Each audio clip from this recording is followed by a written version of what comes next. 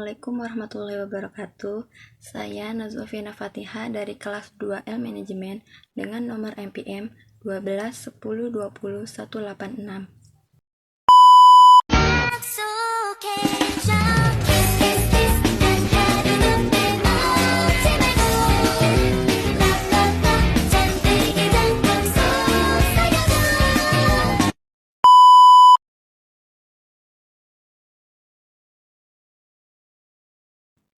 Membangun human capital atau modal manusia berkualitas unggul.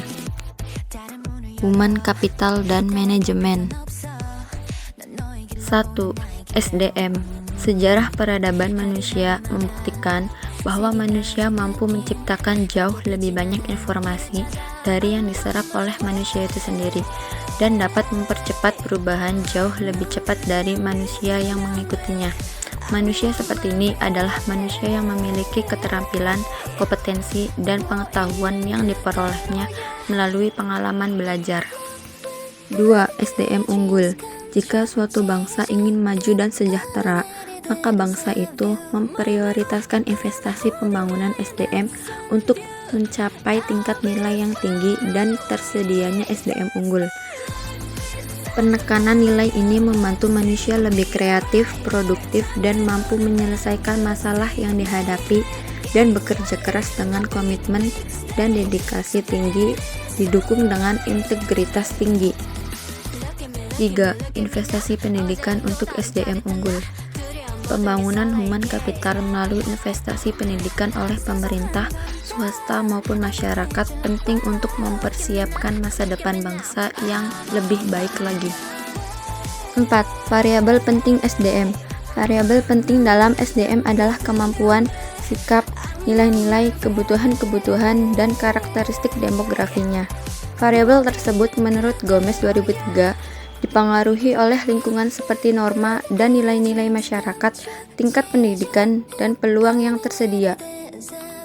5. Pentingnya manajemen SDM. Sifat SDM selalu berkembang atau dinamis, baik jumlah maupun mutunya. Maka untuk memperoleh keseimbangan antara SDM yang tersedia dengan tingkat perkembangan ekonomi pada tahap tertentu, diperlukan manajemen SDM yang tepat pada tingkat nasional dan daerah.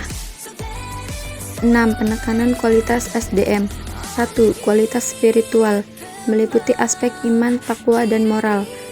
2. Kualitas masyarakat dan berbangsa, termasuk setia kawanan sosial, rasa tanggung jawab, dan disiplin sosial. 3. Kualitas kekaryaan, yang meliputi A. Faktor pribadi, yaitu kecerdasan, pengetahuan, keterampilan, dan mandiri.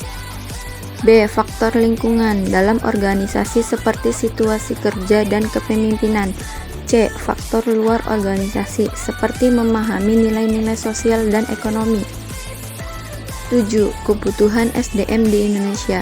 Dari pandangan di atas ditegaskan SDM yang diperlukan Indonesia adalah orang yang cakap, dapat dipercaya, memiliki motivasi tinggi, memiliki kemampuan dan kecakapan, menciptakan iklim hubungan produktif, dan mengembangkan iklim kerjasama tim yang solid. Human capital dan manajemen SDM. Secara harfiah, pengertian modal manusia adalah pengetahuan, keahlian, kemampuan, dan keterampilan yang menjadikan manusia sebagai modal atau aset suatu bangsa. Human Capital Management oleh Caspers 2012 dikenal juga sebagai manajemen talenta, yaitu suatu SDM yang terkait dengan proses pengembangan SDM dan memperkuat kedudukannya dalam suatu lembaga, memelihara dan mengembangkan SDM dan menarik sebanyak mungkin SDM yang memiliki kompetensi, komitmen, dan karakter agar organisasi menjadi lebih berkualitas. Dalam menyiapkan SDM yang berkualitas, manajer dalam seluruh hierarki organisasi bertindak sebagai perencana, pengorganisasi, pengarah, pemotivasi, dan pengendali. Pada dasarnya, organisasi memiliki ketergantungan dengan SDM yang ada dalam organisasi untuk menggerakkan organisasi, memenangkan persaingan, dan mencapai tujuan melalui proses dan mekanisme manajemen yang benar. Dalam human capital, MSDM adalah penggunaan dan pengaplikasian fungsi-fungsi manajemen yang memfokuskan perhatiannya pada pengelolaan dan pengaturan peranan SDM dalam suatu organisasi.